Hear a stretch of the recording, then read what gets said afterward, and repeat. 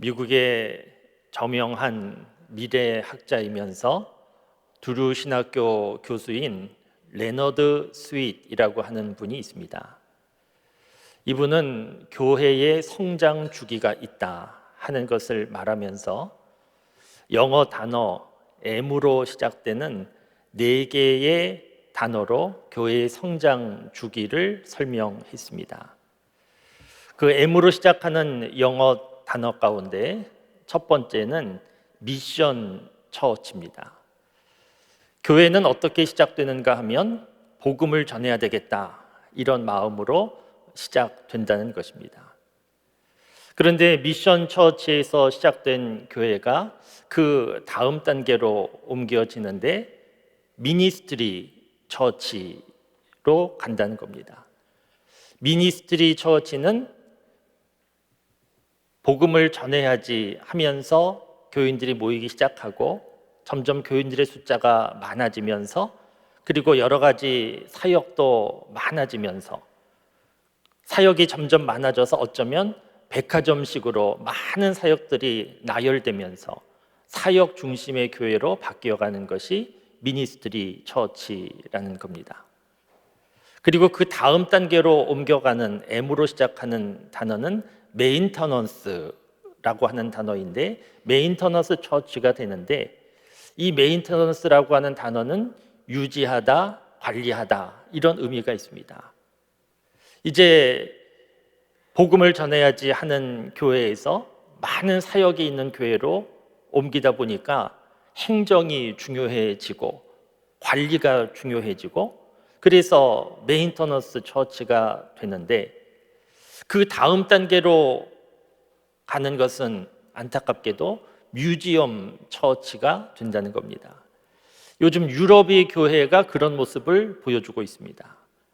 교회 건물은 누가 봐도 참 감동적으로 느끼게 되는 아주 멋진 아름다운 교회 건물을 가지고 있는데 교인들 예배드려서 하나님께 영광 돌리는 그런 교인들의 숫자는 별로 없고 관광객들 많고 그러면서 과거를 회상하면서 그때는 우리가 참 부흥하고 좋았지, 이렇게 과거를 회상하는 뮤지엄 처치가 된다는 겁니다. 그러니까 미션 처치에서 시작되어서 뮤지엄 처치로 교회의 성장 주기가 옮겨간다는 것인데 이것은 참 안타까운 일이지 않을 수 없습니다. 비극적인 일입니다. 그런데 이렇게 교회의 성장 주기가 가는 것은 중요한 것을 놓치고 있기 때문인데 교회가 존재하는 이유와 목적을 놓치게 될 때 이렇게 된다는 것입니다. 물건을 봐도 물건이 존재하는 이유와 목적이 있는데 그 물건이 존재하는 이유와 목적을 잃어버리게 되면 그 물건은 더 이상 쓰임받지 못합니다. 버려질 수밖에 없습니다. 교회에도 교회가 존재하는 이유와 목적이 있는데 그 존재하는 이유와 목적을 잃어버리게 되면 뮤지엄 처치처럼 된다는 것입니다. 그래서 우리가 경각심을 가지고 잘 살펴야 되는데 교회가 존재하는 이유와 목적을 다른 말로 하면 사명이라고 할 수 있습니다. 그런데 이 사명은 무엇인가 하면 누가 만드는가 하면 사람들이 모여서 사명을 만드는 것이 아니고 교회의 사명은 교회의 주인 되시는 하나님께서 주시는 겁니다. 그러면 하나님께서 주신 교회의 사명이 무엇인가? 제가 말씀드리지 않아도 이미 교회 여러분들께서 잘 알고 계십니다. 하나님께서 교회에 주신 사명, 하나님께서 교회에 기대하시는 것, 그것은 복음을 전하는 것입니다. 마태복음 마지막 말씀, 마태복음 28장 19절 20절 말씀을 우리는 예수님께서 주신 지상 명령이라고 말하고 있습니다. 마태복음 28장 19절 20절 말씀 잘 아시지 않습니까? 그러므로 너희는 가서 모든 민족으로 제자를 삼아 아버지와 아들과 성령의 이름으로 세례를 주고 내가 너에게 분부한 모든 것을 가르쳐 지키게 하라. 볼지어다 내가 세상 끝날까지 너희와 항상 함께 있을 것이다. 내가 너희와 항상 함께 있을 것인데 너희는 무엇을 해야 하는가 하면 너희는 가서 모든 민족에게 복음을 전해야 된다. 그것이 지상 명령입니다. 오늘 본문 말씀도 생각해 보시면 같은 내용입니다. 오늘 본문 말씀은 예수님께서 부활하시고 이제 하늘로 승천하시기 직전의 상황입니다. 하늘로 승천하시기 직전에 이 뭔가 좀 급박한 상황 가운데 예수님과 제자들이 대화하는 내용이 오늘 본문 말씀인데, 오늘 본문 말씀을 묵상하다 보면 떠오르는 단어가 있는데 동상이몽이라고 하는 단어가 떠오릅니다. 같은 자리에 있지만 다른 꿈을 꾸고 있다. 그런 단어가 떠오릅니다. 제자들이 예수님께 이 급박한 시간에 질문한 내용이 있었는데, 이스라엘 나라가 회복될 때가 지금입니까? 이런 질문을 했습니다. 예수님은 방금 전에 무슨 말씀을 하셨는가 하면 내가 이제 하늘로 올라갈 것이고 내가 하늘로 올라가면 성령이 임하게 될 것이다. 성령에 대하여 말씀하셨습니다. 그러니까 자연스러운 흐름은 제자들이 성령에 대하여 물어야 하는데, 제자들은 다소 엉뚱하게 이스라엘 나라가 회복될 때가 지금입니까? 이런 질문을 했습니다. 이것은 제자들이 가장 알고 싶어하는 제자들의 관심사였기 때문입니다. 예수님께서 사역하실 당시에 이스라엘 나라는 로마의 압제를 받고 있었고, 이스라엘 사람들의 간절한 바람은 이 로마의 압제로부터 해방되면 좋겠다는 것이었고, 그래서 우리를 해방시켜줄 메시아를 기대하고 있었는데, 예수님께서 오시고 사역하시는 모습을 보면서 우리가 기대하던 메시아다, 제자들을 비롯한 많은 사람들이 그렇게 생각했었습니다. 그래서 예수님께서 예루살렘에 입성하실 때 많은 사람들이 호산나 다윗의 자손 우리 왕이여 그렇게 환영했고, 제자들도 이제 이스라엘 나라가 해방되는가 보다 생각했고, 그러면 우리도 한 자리씩 차지할 수 있겠지, 그런 기대도 했었는데, 예루살렘에 입성하신 예수님께서 허무하게 십자가에서 죽었습니다. 그래서 많은 사람들이 실망했습니다. 그런데 십자가에서 죽으신 예수님께서 참 놀랍게도, 상상할 수도 없게도 예수님께서 다시 살아나셨습니다. 그러자 제자들을 비롯한 사람들은 다시 흥분하기 시작했습니다. 우리의 기대가 헛된 기대가 아니었구나, 이제야말로 이스라엘 나라가 해방될 때가 되었구나, 이렇게 생각했는데, 예수님께서 이제 하늘로 올라가신다고 하니까 제자들이 급한 마음에 이스라엘 나라가 해방될 때가, 회복될 때가 지금입니까? 그러면서 다급하게 물었습니다.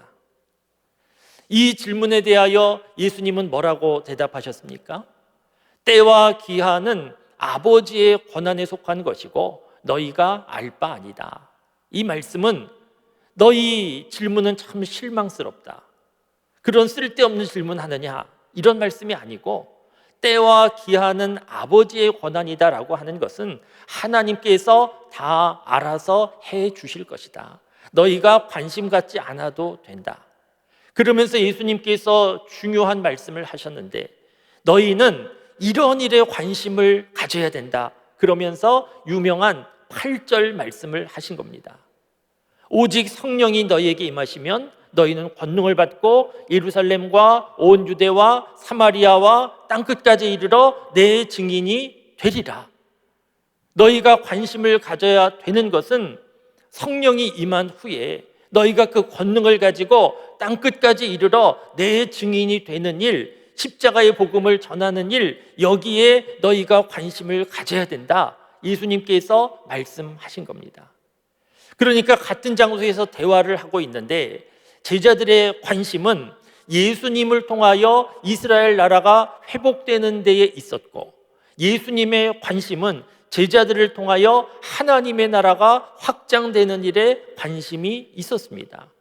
같은 장소에 있고 서로 대화하고 있지만, 그러나 서로 생각하는 것이 꿈이 달랐기 때문에 동상이몽과 같습니다. 그런데 이런 본문 말씀의 내용은 오늘 예수님을 믿는 사람들 생각해 봐도 별로 다르지 않습니다. 오늘 저와 여러분들을 포함한 예수님을 믿는 사람들은 예수님을 믿고 신앙 안에서 살면서 삶의 문제가 해결되고 마음의 평안함을 얻고 세상에서 안전하게 살고 성공적인 삶을 살면 좋겠다. 하나님께서 도와주셔서 내 삶이 그렇게 되면 좋겠다. 그런 기대를 가지고 신앙생활 합니다. 그런 기대가 잘못된 것은 아닙니다.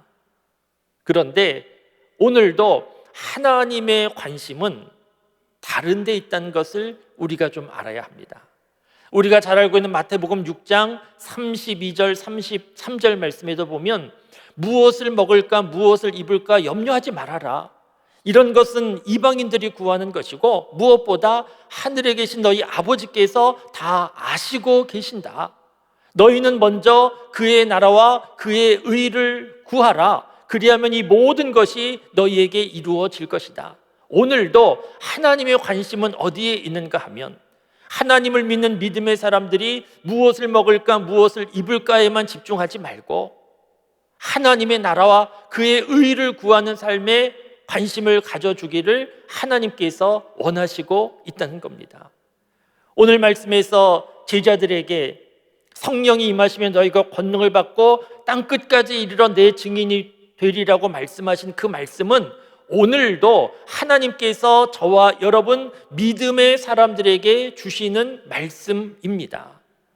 하나님께서 믿음의 사람들에게 기대하시는 바는 오늘도 복음을 전하는 사람 되기를 원하시는 것이고 믿음의 사람들이 모여있는 교회에 하나님이 기대하시는 바도 복음을 전하는 교회가 되기를 원하시는 것인데 그렇기 때문에 교회에 주신 사명은 복음을 전하는 것입니다.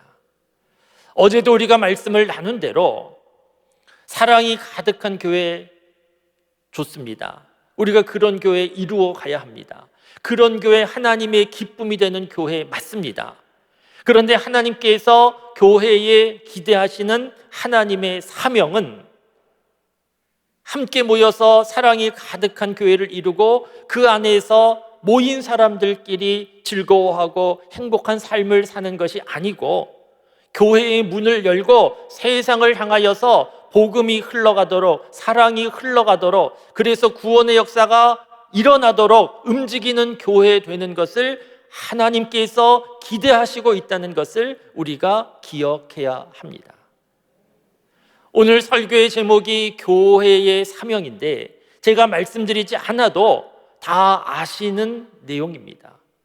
그런데 다시 교회의 사명이라고 하는 제목으로 말씀을 드리고 있는 것은 이 사명을 놓치고 잃어버리기 쉽기 때문입니다.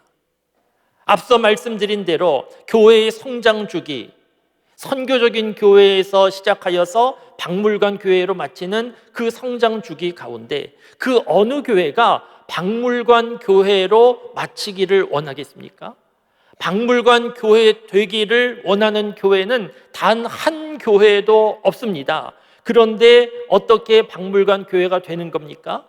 어느새 자신들도 모르게 그렇게 변해가고 있는 것을 깨닫지 못할 때 어느새 박물관 교회가 되어버린 것이고 그렇게 된 줄도 모르고 있는 겁니다.